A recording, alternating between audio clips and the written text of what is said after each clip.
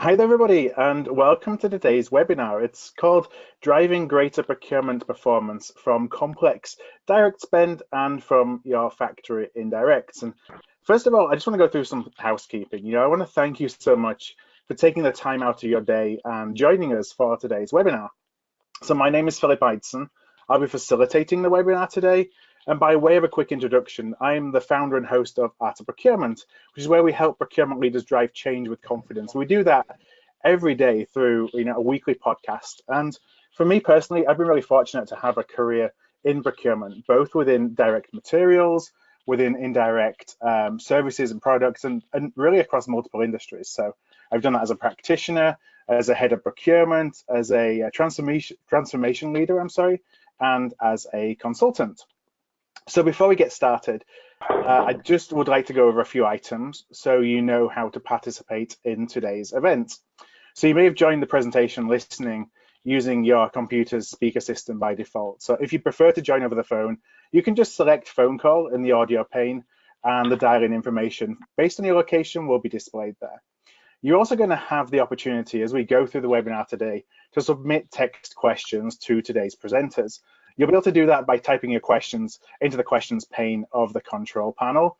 You may send those questions in at any time during the presentation. I'm actually going to be keeping a look on that panel to see your questions come in. I'm going to jump in during the webinar if I have the opportunity to do so, to ask questions of our speakers. And if not, then we will be having 15 minutes at the end where I can start asking some of the questions that came in that I wasn't able to ask as we went through the content today. I also can't help myself but usually ask a few questions of my own too. So I'll be doing that as we go through the material.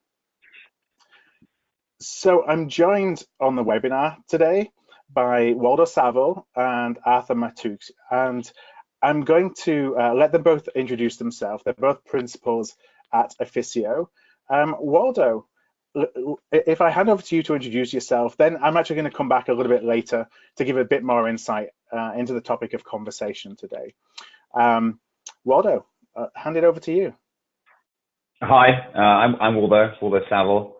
I've been with Efficio for 9 years, pretty much coming straight out of university, and after sort of 3 or 4 years, I really started to focus more in manufacturing and industrial companies. I then moved out to our New York office actually to help drive our business there. I've worked with a whole range of sort of mid-cap manufacturing companies across North America and Europe, some in China as well. And I sort of run some of our large programs there, addressing most of their direct spend. Also covering some industrials as well. I'm currently running a program for a very large waste management company. So lots of experience within this area, and the challenges that we typically see across many of our manufacturing companies that we address.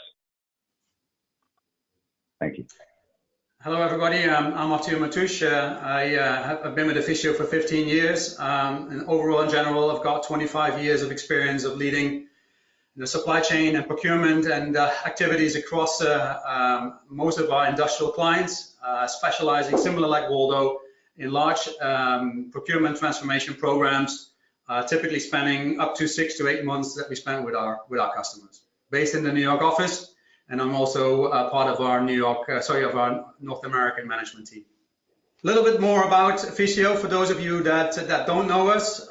We were founded back in 2000. We've grown to roughly 450 consultants.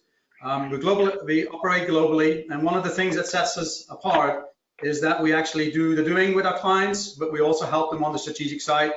We cover both directs that we are discussing today in this webinar, and indirects for quite a few of our clients. Half of them private equity owned operating companies. The other half typically tend to be blue chip companies. Phil? Yeah, thank you, Arthur. And what I'm going to do is I'm just going to share a little bit about what we're going to do over the next 30 or 40 minutes. So we're going to share ways in which procurement organizations can really deliver sustainable savings on their complex direct and their factory indirect spend. And I wanted to start with a couple of definitions, just so that we're all on the same page. You know, when we talk about complex direct spend, we really mean those core products or services that go into the heart of what you're making, so your cost of goods sold. And then from a factory indirects perspective, it's those products and services that keep your manufacturing plants running. So they often fall under the expense or the SG&A line items.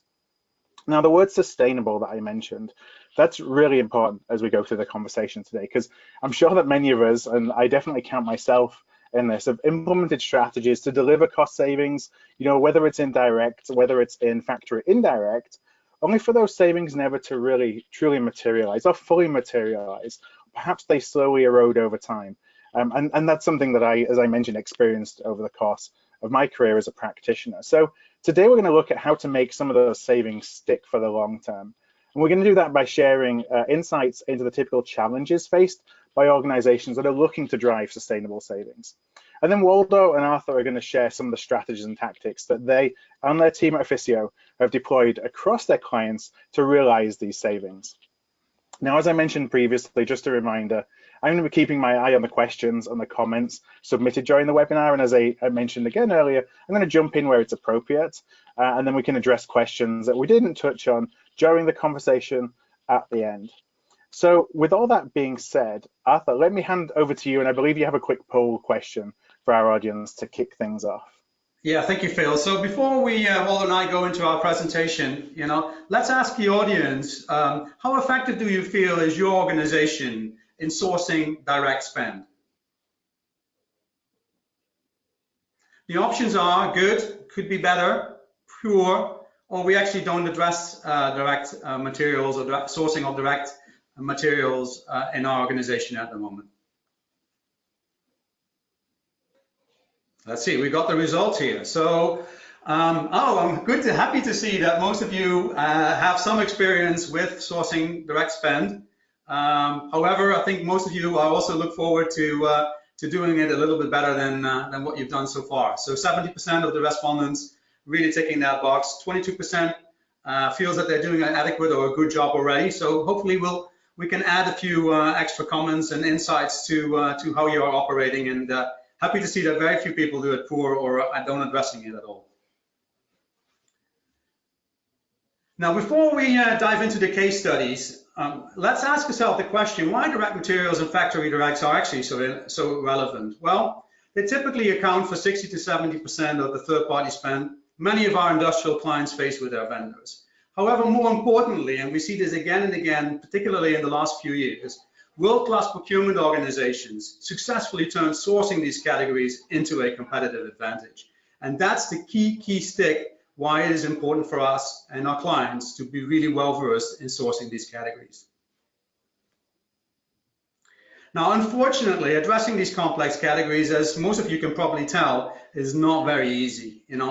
First priority of many of you is to actually keep the plant running, and you don't have necessarily the bandwidth nor the dedicated resources to aggregate spend across your plants, work closely with your engineering teams to align specifications, develop detailed sourcing strategies, understand the peaks and troughs in your demand, and minimize savings leakage.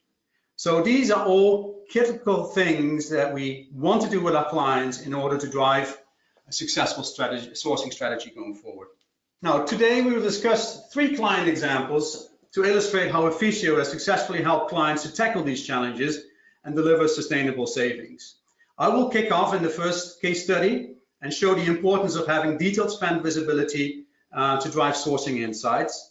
Then I will hand over to Waldo, who will focus in the second case study and explore successful sourcing strategies that we've put in the field with our clients. And finally, Waldo will also address in the third case study, how to effectively track savings and make sure that the savings that we've negotiated with our vendors, actually hit the bottom line and we are able to drive compliance. Our clients face several internal challenges and barriers that prevent gathering detailed spend data at SKU level. I'm sure many of you will recognize some of these issues. The first one is a classic. Data is fragmented across multiple platforms, and the classic left-hand phenomenon that the left hand doesn't know what the right hand is doing. Now, data is not necessarily classified along procurement sourcing categories, but follows a general accounting taxonomy. As a result, as procurement professionals, we have to rework the data that we get from finance, and it's a very labor-intensive way of actually realigning our suppliers to the supply base that we work with on a day-to-day basis. Thirdly, we have typically not the right tools to generate insights. Usually, most of our clients tend to work off actual spreadsheets, which are not giving us the right granularity, and particularly if we have to deal with 500 to 600,000 line items on an ongoing basis, or deal with large SKU data that we need to assess.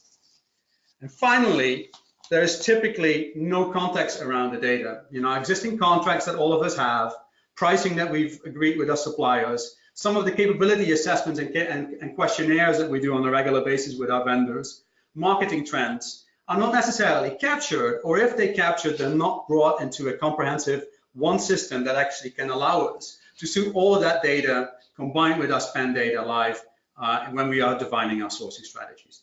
Now, helping clients to understand how they spend their money that's a very initial first step to unlock the value. Now, typically for that, we use both internal resources, ERP systems, expense reports, P-cards, and external sources, supplier portals, data requests.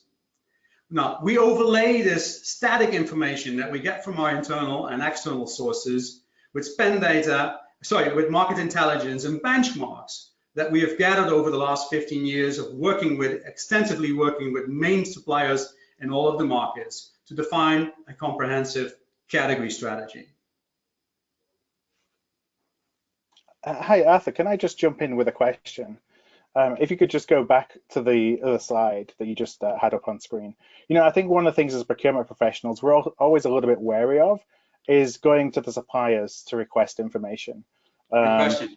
I just wonder if you could comment on that a little bit, whether it's something that we should be afraid of, whether it is sending any signals to the supplier that they know more information than we do, or if really that's just, it's kind of an accepted practice to request information from your suppliers to supplement what you have internally. Phil, that's a very good question. It's typically accepted practice. Don't forget, in direct materials, we already tend to have collaborative ways of working with most of our suppliers. There's a lot of tribal knowledge that most of our suppliers have. So they actually feel very honored in many cases to do this. Now, the only request that they have, obviously, is it shouldn't be a tremendous burden. If we put a burden that a supplier has to work for 3 to 4 weeks to cough up these numbers, then that's necessarily not the way to go. But if we approach them with really, focused questions with OEM part numbers, etc., they're actually very happy to add to that discussion, and more importantly, to add value to that discussion and add alternatives that we might look at in a later stage when we are coming to the tendering process.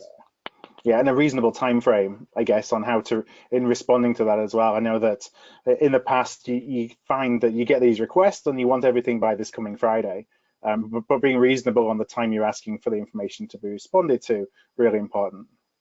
Yeah, and you will see on the next slide, which I will pop up now, that's one of the keys where, reducing complexity in how we deal with the direct materials and is key to what we do. So the example that we have is we use this approach to support a global manufacturer of precision engineered industrial prompts to source 8,000 machine parts, quite a significant number, across 8 US plants. And the client situation was typical that we see with most of our clients that have multiple manufacturing locations in the US or globally. It's heavily SKU fragmented. There's a high degree of customization because the engineering or the functional developers again and again want to come up with an ideal solution. And there's a long-standing localized relationship, that's based on the fact that everything is driven by lead times. So we have local plants around. We see that coming back with our clients again and again and again. And our approach was actually to break this paradigm and say, listen, why don't we categorize parts in functional and process families? We have to aggregate company-wide demand across plants. Typically what we'll see is that we do it at one plant and then we extrapolate it across the other plants, and that is not working in our experience. The issue that you might run to is actually cross-referencing parts across sites. I think most of the audience will understand that plant A might call something ABC1 and plant B might call it as XYZB, right? So one of the things that is really important and that we need to work with our clients on is to make sure that we have cross-reference across all of our parts and not let the supplier do that for us, right? And then finally, provide unit cost feedback based on vendor capability. And it is that last bit that really drives us unlocking the value. Simplifying a large tender, I mentioned 8,000 SKUs, to align and prioritize vendor capabilities, that is the key. Previously, suppliers would only bid, because of the big numbers, on a basket of their own parts. They wouldn't have the right information of other suppliers' parts, or they wouldn't have access to one or two or three or four or five of our plants, right?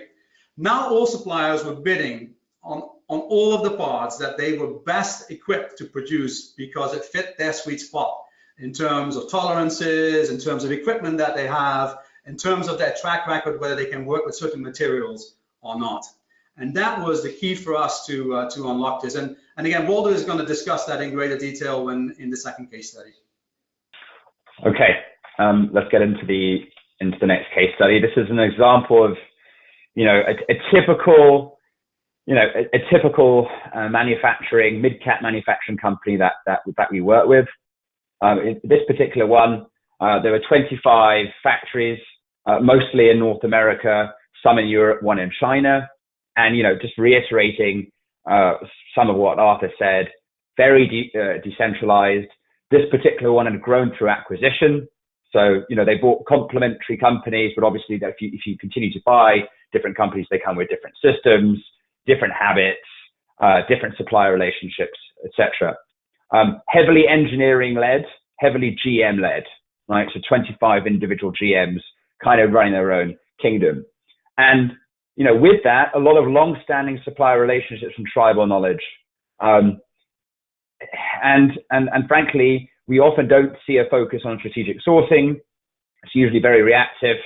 Hundreds of POs often we'll see for the same part raised in a year. And part of the issue is the fundamental lack of data that we see. Especially when we're pulling through distribution, and where we often don't know our manufacturer part numbers, and just the scale of data makes it very hard for us to have a company-wide view in a holistic way of seeing everything in the same way. So going to the slide, many of these categories we continually do. Machine parts is a big one, electrical components, labels, fabrications, and then some logistics as well.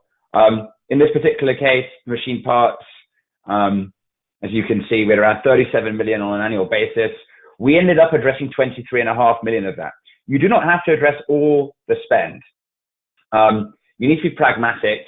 This is a very intensive exercise, and we ended up addressing 24 million of that because what we did was address the core suppliers. Okay, and then obviously once you go past the core suppliers, you have a very, very large tail, and with that becomes a very heavily fragmented, unfavorable product mix in that very, very long tail. So that's not something you want to address first. You want to address the core suppliers, and you want to address all the parts within those core suppliers. As you know, you don't want to be in a situation where, let's say you want to actually move away from one supplier to another, that you've taken away all the favorable product mix and that supplier no longer wants to produce the other stuff, right? So you address all the parts of those, or all the recurring parts anyway of the core suppliers. Electrical components, again, different strategies by brand across all the different divisions. Some going through different channels, some going via the OEM, some going through distribution.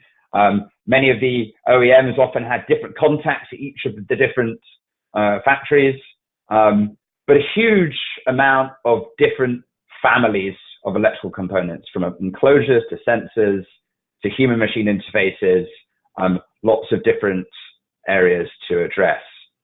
Labels, this was, I think, probably more of a niche area, but this was one where they had worked with the same incumbent for 15 years, and we were facing inflationary pressure from general market increases due to some supplier dynamics.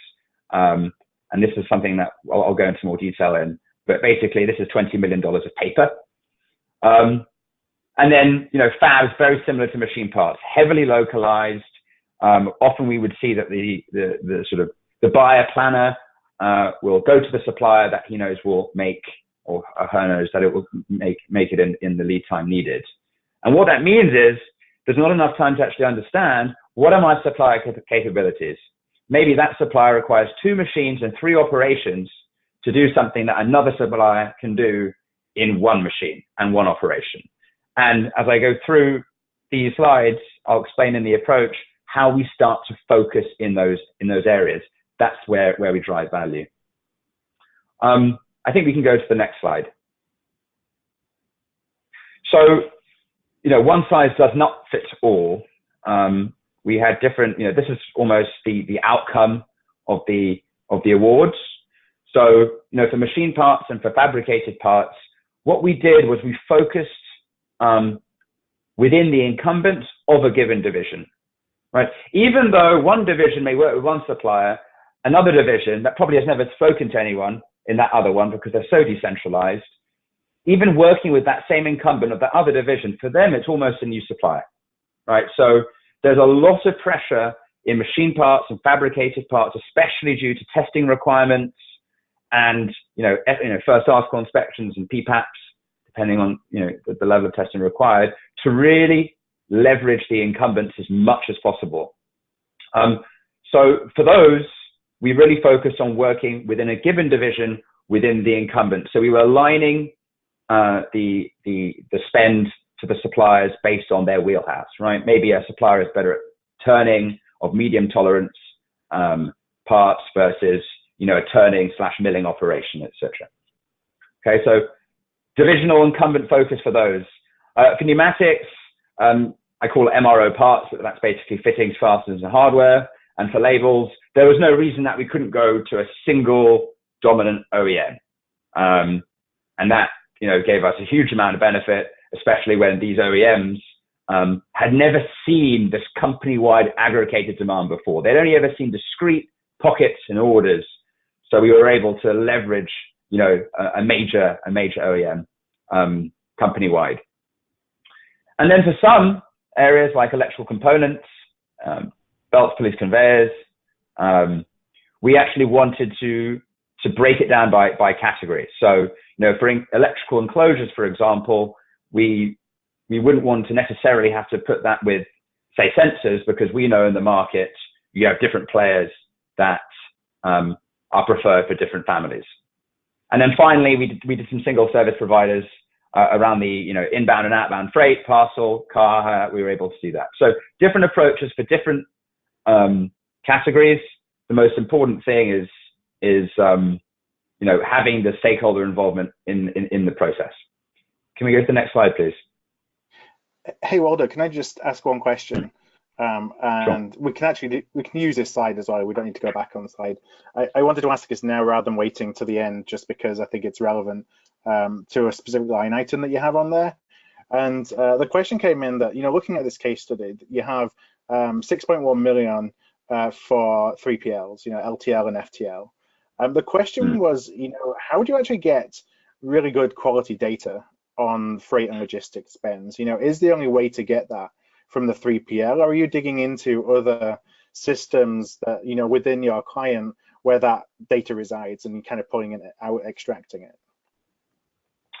Yeah, I mean, in this particular case, we were able to get, again, getting that route information and getting all the breakdown and the data that's needed is quite difficult. Especially when a lot will just be, local carriers. And, we were able to sort of get a basket of data, and then we were able to get different 3PLs to come in and then start quoting on that and actually doing some work to sort of build it out. Arthur's also, has a lot of experience with working with freight. What's your experience, Arthur? Yeah, sometimes, Bill, sometimes we go and reconstruct it. I just worked for a chemical company, a medium player in the market, and they didn't have a 3PL. So they had a proliferation of local suppliers around it that necessarily couldn't cough up beyond invoicing. So the clear thing then to do is to prioritize. So we decided not to go all in. We decided to pick the large 50 routes and spend a month with a couple of analysts to build a really detailed picture with different snippets of information that we required Most of it, though, coming from the supplier because they will keep a track of a particular route. But that paid off really well because, again, we drove 30% savings out of that route by just having information and making a fair comparison across the board between individual suppliers, but more importantly to optimize the loads, because this was a tanker contract, and half of the tankers were going empty back to HQ. Mm-hmm. So you know, sometimes it's a trade-off. That's what Walter mentioned before. You can't simply go with a playbook, and we did spend a month working with 2 analysts on it. Yeah. All right, thank you.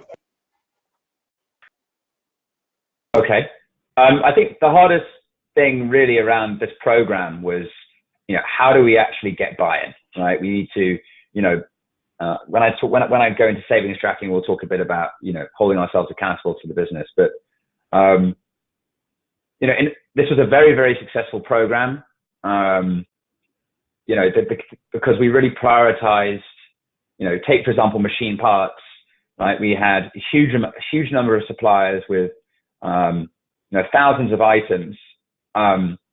And, you know, the way we ran the process is obviously we bucketed them into different lots by the process, the size, the tolerance, the material. And that was able to allow suppliers to focus on the areas that they thought they would be best suited at. And then as we started to drill down and have these meetings with these suppliers, you know, which were very collaborative clarification meetings, we were able to use our evaluation tools to actually see, you know, where that supply should now go and focus. Because there's nothing more disheartening for a supplier who's having to go through an individual print, which might take them 15 minutes to 30 minutes to print, and they've got 8,000 possible options for them to look at, right? So, again, these programs are successful because we're not banging our fists on the table and asking for low rates. We're not doing that. We are trying to actually help suppliers who might have capabilities that we're not aware of and focus their efforts in that process. So, you know, I always like to have less time between rounds and more rounds, right? So it's more iterative, it's more clarification. And, you know, looking at some of these numbers, we actually did this at a time when raw material prices were going up 25%. So that's where the cost mitigation comes in. But obviously looking at, you know, financial savings last year to next year, right? If you were looking at pure procurement savings, then we bucket the two together. But we only moved 12% of items.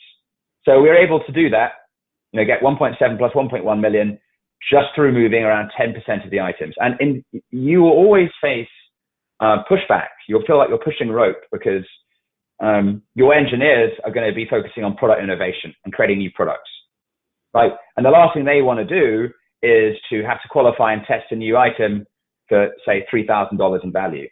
The thing is when you add them all up, it's a lot of money, right? So you might have some that are $5,000 of savings, some that might be $15,000 of savings. But, you know, if you look at them discretely, it feels like it's not that much. So really getting that buy-in to actually commit to a program of testing to support this is important. But yes, we were successful because we didn't change the world and we were really aligning with existing incumbents. So we didn't really have to create too many new relationships. We brought in 1 or 2 new suppliers, but that was very, very minimal. And then we actually worked with the divisions to get them to build a transition plan, right? So let's say a division had 50 parts that they had to test and qualify. We would discuss what is the testing requirement, what is the regime, when shall we start to do those, and let's do them as a family of parts, right? And that way we were able to hold them accountable to actually deliver those savings, besides obviously giving them targets in their budgets. I just have a question as well, Waldo. So, you know, when you're looking at actually changing suppliers, you know, changing from the incumbent, and you said one of the things you try and do is really minimize that as much as you possibly can. You know, what's the thinking in terms of, you know, what's the threshold when it really makes sense? I'm imagining it's not just, well, they're a cent cheaper and so we're going to move, because there's all this cost of change. You know, how do you really factor in the cost of change when determining the best business decision is actually to move away from the incumbent supplier to a new provider? Yeah, I mean, let's exclude the fact that you might be unhappy with a supplier, or they're not fulfilling lead time, or they don't have the capacity. Let's just look purely at we're doing a competitive, you know, situation. It really depends. It depends on the products you're making. You know, I've done castings many times, and it really depends on the complexity, right? Obviously, you have a pattern, you have the casting. You know, it might take 6 months to 9 months of testing, right? That's a lot of risk in your supply chain. So, you know, you're not going to want to qualify and move something like that unless the benefit must outweigh the pain, right? So typically, I think, especially if you have a very customized engineer to order business, or an element of the spend is very engineered to order as opposed to configured to order, you don't want to be moving more than, say, 15% of items, right? Because if you try and do that over an unrealistic time frame, you just will not have the commitment from the engineering department to actually do that. It will just fall down. Yeah. So 10 to 15% is my typical rule of thumb. Okay, thank you. And I had one specific question around machining category, which again, just because of the context of the slide, I think it's best to ask now rather than wait to the end. And that is, you know, did you account, and if so, how did you account with the value of scrap in your machining RFQ?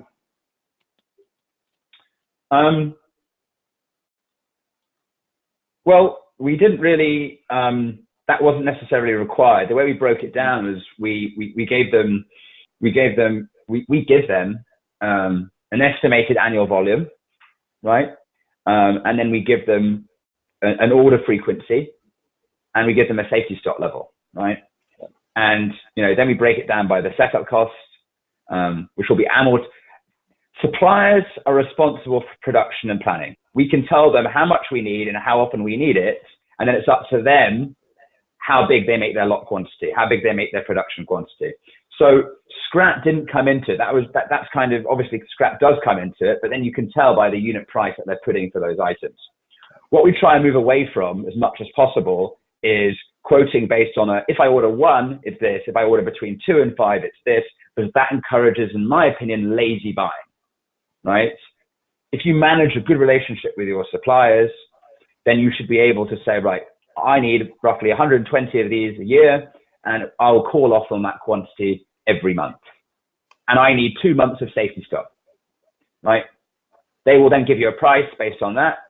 Let's say it doesn't materialize and they only get 50 in that year, and you only order it once every 3 months. They might come back and say, well, in the spirit of, you know, how you were bidding, it's not fair.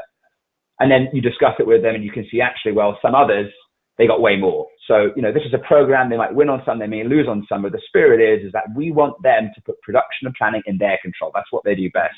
We don't want to be telling them, you understand? Yeah. Thank you, Waldo. Okay. Labels. So labels was, you know, it's effectively paper. But this incumbent was very, very comfortable. They were a very good incumbent as well. And frankly speaking, there was one division that bought all of this paper. And, you know, at the beginning, the incumbent didn't move, but we had a couple of other competitors, and the market's not that big for this, you know, for labels, but we were actually really able to create a threat, right? The incumbent really thought that they were going to lose their business, and we were prepared to move the business away from them, right? So through creating that threat, you know, in a market that hadn't really been tensioned for the last couple of years, and through changing the way that they bid. So, you know, there was around 1,000 different SKUs of paper. We were actually able to bid it based on a spec. So that cut down to around 65 specs. But again, we got credit. We were credible in this because we actually were ready to take the business away. And then through some optimization of some rebates, we were able to get a huge kicker on there. Okay. I don't think I need to go through all of these. I think you're probably very familiar, unless you've got some questions that you want to put through. But yeah, and if there is any questions, please do feel free to ask, and I can come back at the end as well and ask any specific, you know, around categories. I have one or two as well, but I'm going to wait to the end just to make sure that we are not struggling for time as we come to the end of the webinar. So thanks, Waldo. Okay. All right. Let's go to case study 3. So this is all around savings tracking and compliance. Next slide. This is a very, very hot topic. You know, I don't know how many meetings or webinars or events I've seen all around savings tracking, or how many tools that I've seen that do some element of savings tracking and compliance. I think often procurement falls into the habit of self-reporting, and they don't really hold themselves accountable to the CFO, right? Because they're not really backed up by real numbers. They're backed up on, here's an opportunity of $1 million.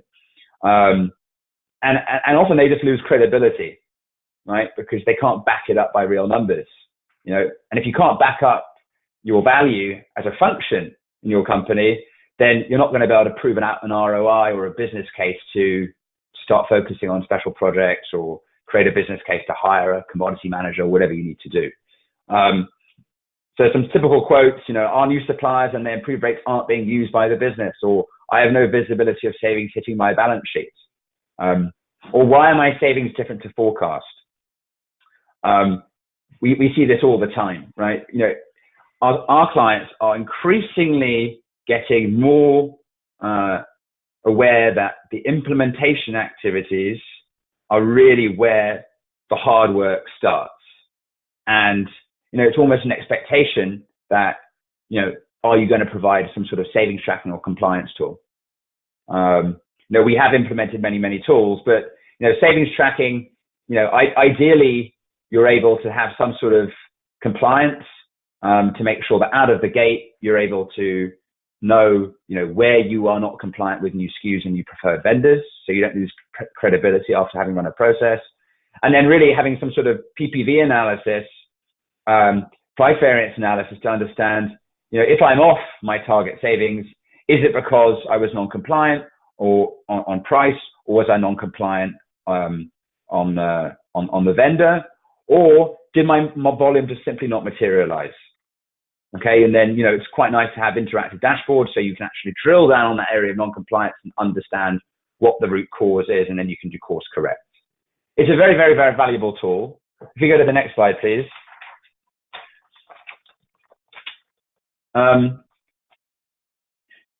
Savings tracking and compliance, you don't have to have some super duper tool for everything, right?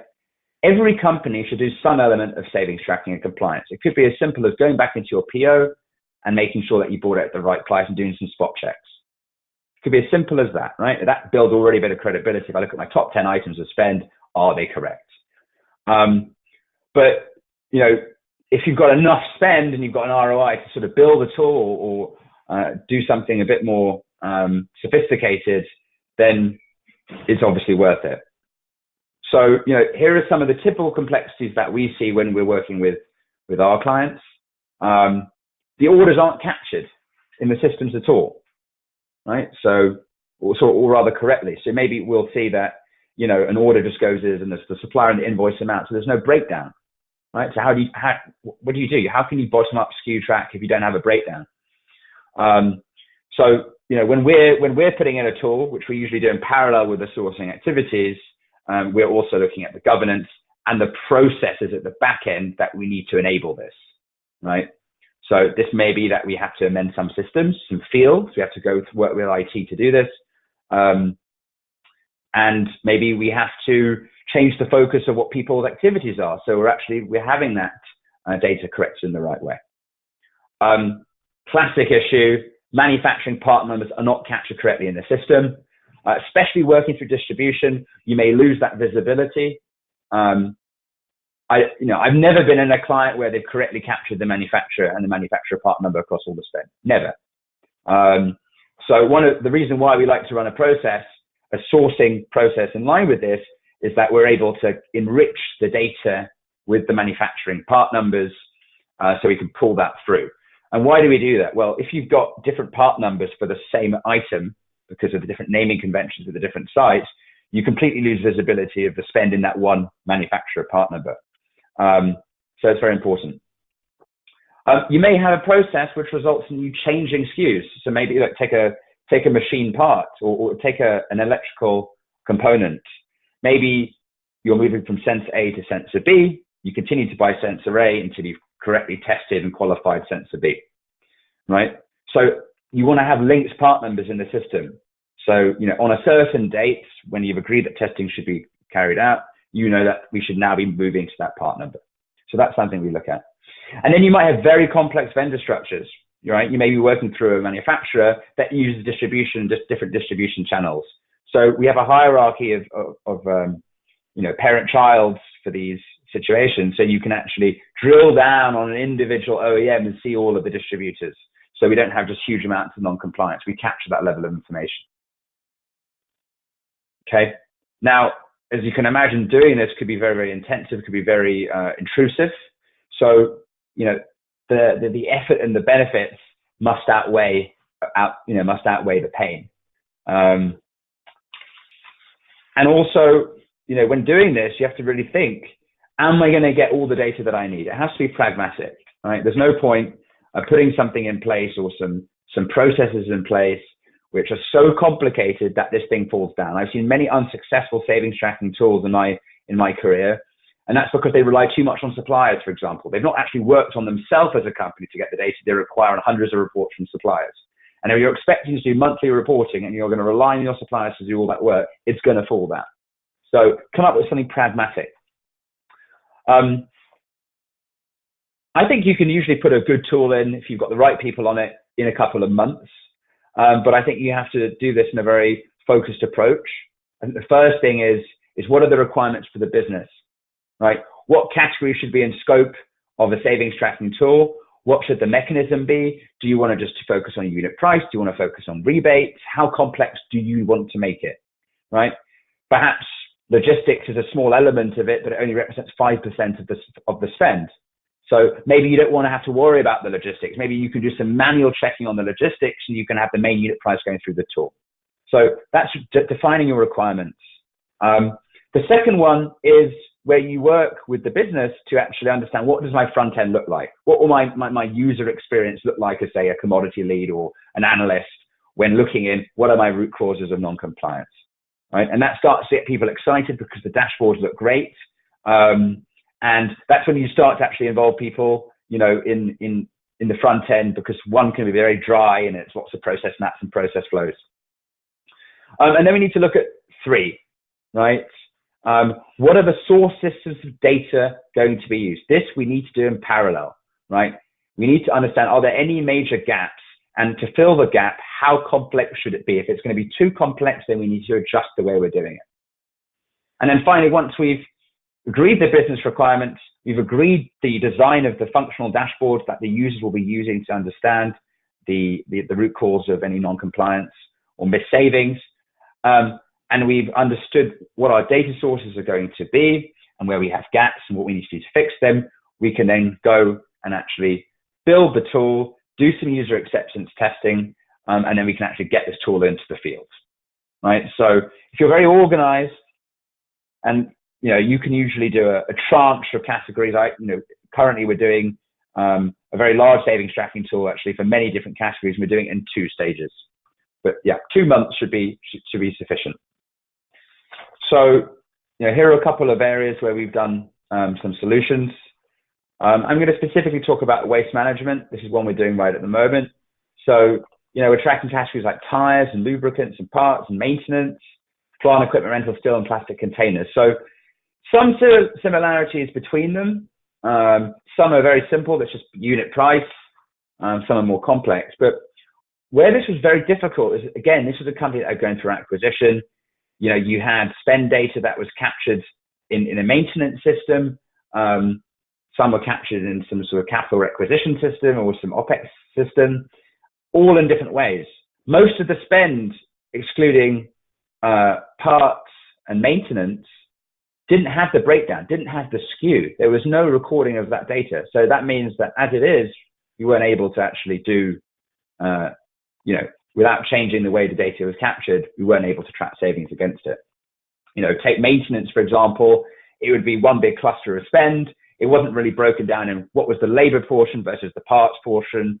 Take lubricants, for example, it would say $20,000 and then, assorted lubricants. There was no breakdown, WD-40 or whatever it was, right? So this was a very, this was a tough exercise. We had to get really good buy-in from IT and finance. We had to make a lot of process changes at the back end. We wanted to really avoid having to rely on suppliers. We're only really using suppliers for plant equipment rental. And, you know, we're actually rolling this out, having done some very successful user acceptance testing. So it works. But again, you're not going to be successful in putting a solution like this if you don't work with your IT function and finance function to make sure that, you know, sustainably on a monthly basis, you're able to collect the data in the back end. Before we go into the Q&A, let's summarize the key takeaways for this session. Number one, detailed baselining is crucial to unlock value. Number two, focus on aggregated spend. Number three, collaborate across your functions, but execute locally. 4, initially adopt an incumbent-focused strategy. Don't turn the world upside down or go nuclear in your plan because it will fly in your face. Use dual sourcing strategies where possible to accommodate for those peaks and troughs in your demand. And finally, the last topic that Waldo said, make sure it's sticking. Ensure savings compliance, and don't overcook it with complicated tools, but really apply 80-20 here so that you can demonstrate that as a procurement function, we're actually delivering value out of these complex, very challenging, but very rewarding categories if we crack them right. All right, thank you, Arthur. Well, I want to, again, just encourage questions to just pop them in the box that you see there in your control panel. If you have anything else to ask of Arthur and of Waldo, and I do have a few that have come in during the course of the conversation today. The first one is related to MRO, so factory indirect spend. And it was a question asking if Efficio has ever applied zero-based budgeting to factory indirect, you know, such as MRO, to build forward-looking visibility.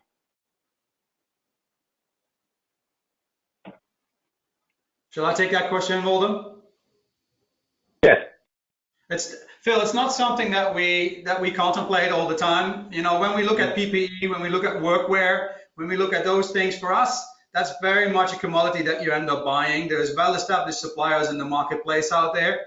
The key trick typically is more around, you know, demand management on the entire, you know, what do we need? And the question of how are we actually organizing it? Do we want a one-stop-fits-all that sits in our stores, or do we prefer to run the stores ourselves and then independently have different contractors playing into that? So that's typically where most of our clients see the value coming from compared to zero-based costing.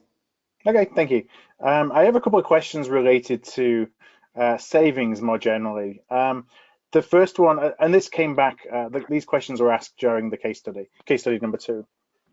The first one is, do the new contracts that you put in place, you know, as you went through the process of identifying cost savings opportunities, you know, recontracting with a lot of suppliers, including the incumbents, did you include year-over-year savings, you know, over a long-term agreement, or was it really just a one-off capture of cost savings? I think for some categories, we may look for efficiencies. You know, typically many of these contracts will be 3 years, and you know, we'll have some sort of rebate structures in place if it comes to, say, standard components or some of our distributors. We try and minimize rebates, but often, you know, you need to have them. Yeah. So again, it depends. If it's a partnership which is really based on, let's say, for example, in machine parts, an area of your spend is some very specific assemblies, and you know that over time that supplier is going to get more efficient at doing that, then maybe you want to have some targeted year-on-year efficiencies that, you know, there's a gain share mechanism, if you like. Sometimes we do that, yes. Yeah. And the second question, kind of on the theme of savings, was when you have pretty mature categories, you know, they've been addressed a number of times. There's not necessarily a strategy that's going to take another 10 or 15% out of a category. You know, do you take a look at kind of benchmarking and thinking we should be saving 1, 2, 3% still in year-over-year savings, or, you know, do you take another approach to those categories when you look at what the opportunities may be? Yeah, so, you know, I think if you're at the point where you've tensioned every single area of spend, I think you've done a great job. But I mean, listen, I've not seen, you know, I've seen some categories that have been tensioned well, but I always see the classic, okay, they've never really leveraged all of the volume across the company before and broken it down into the same area. So what I would say is, yes, sometimes for areas of spend which we've tensioned and are large, and maybe you've got so you've got a couple of very major incumbents that you work with, then yes, you can look at things like, TCO elements, right? How can I help you make it drive more value for me, right? And then you end up in a collaborative engagement with that supplier. And that can add a lot of value. You know, we did it on filters, right? Where we changed the medium of the filter. We were able to work with the supplier to change the medium of the filter and where they got their material for. Mm-hmm. So yes, but I think there should be a balance in an organization. You should keep tensioning the market every couple of years. And there should be certainly an element of supplier collaboration in there as well. And I have a kind of related question about cost savings as well. And the question is, do you have a master list of what companies include as a cost saving, you know, what they call a cost saving? So, you know, we talk about rebates, we talk about unit price reductions, but things like reducing demand or demand management, cost avoidance, so negotiating out price increases. Do you think that's really different company to company based on their culture? Or do you go in and have kind of, this is how you should define a cost saving, and these are the methodologies you use to define what that cost saving looks like? Arthur, do you want to, I'll take this one and maybe you can add in afterwards. I think, you know, unit price reduction, it holds the most ground. I think demand can be something that maybe not taken that seriously, but let's take, for example, parts. Maybe as a result of changing the parts, you reduce the number of interventions required on the maintenance, or maybe from changing some of the parts, you reduce the frequency that you need to an oil change. So maybe as a result of you directly doing something, you can change it. But if it's just a straight, you know, stop buying procurement services from consultants, or stop buying blue pens, then it may be different, right? And there are many different areas. You know, cost mitigation. You know, it depends. Are you looking at this purely from a procurement standpoint or from a P&L standpoint? Because the P&L last year does not care that material went up 8%, right? It just cares on year, am I saving my money, right? So, you know, it's nice to have procurement savings, but they can often be inflated. And that's the reason why they say in the P&L, well, I'm not seeing what you're saying, right? So I think it's a discussion. I think sometimes you may not be able to account for it fully, but you should be able to get some credit for it. And it really depends on the category. Yeah, and in addition to that, Phil, what we see quite often is that lots of our clients have very rigid rules in terms of ROI over 5 or ROI over 7. Well, I've been in this business for 25 years, doing an ROI of 7 on direct materials. I can tell you then that's a lot of low-hanging fruit that you have around lying if you do that. But so typically what we do there then is very much focus on, is it actually rewarding the right behavior in the organization? We've seen quite often that procurement does a lot of effort as an organization, and they don't get the reward for it because at the end of the day, finance has established one way or the other that this is not a saving, quote unquote. And I'm not talking about cost avoidance here, right? And it is just rewarding the wrong behavior. And so primarily and foremost, that's a secondary thing from us as outside consultants, is to actually say, listen, you know, we understand where you come from, but that is not the right way how you should be rewarding and running your procurement department. And this is typically what everybody else does in that business.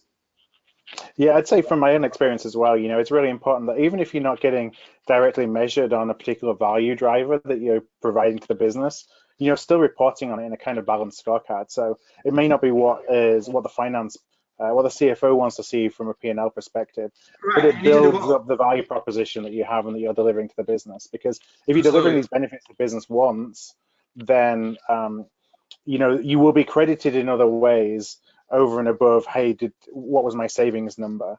You know, what's that bottom line P&L impact? So capturing it is really important still. I know we've only got a couple of minutes left, so I'm going to go to just one last question here, and this is just let me go and find it. I'm sorry. how do you trade off between minimum order quantities and rates? So, if you have cost savings for larger order quantities, for example, is that something you consider when you're looking at, individual part numbers or relationships more broadly with a supplier? Yeah. So, again, a lot of the custom direct materials, that's really important. Going back to what I was saying around, we address the core suppliers and their recurring items. If you do that, you're obviously going to have a huge amount of unfavorable mix, because you're going to have parts with 2 quantity or 3 quantity or 4 quantity, and no one really wants to do that, right? You have them in the process because then you know where they are. So if you move the big parts from a supplier, you can move those with it, right? So is that answering the question in terms of, how do we deal with very small ones? We keep them in the process. We don't lose sight of them.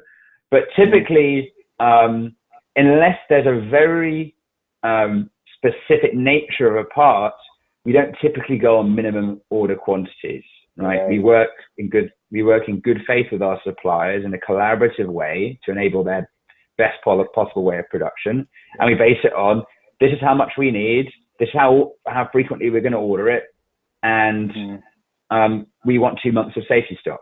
Yeah, more setting up the production schedules and the forecasted volumes as opposed to minimum order guarantees.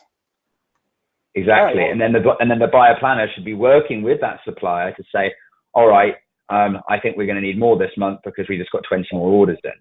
But that's a way better way than just every time sales or application engineering says, I need this, and you keep on raising POs, right? I've seen literally parts that had 600 POs raised for it in a year. So that means someone is ordering this 2 times every single day individually. Yeah. And that's what we try and avoid. Yeah.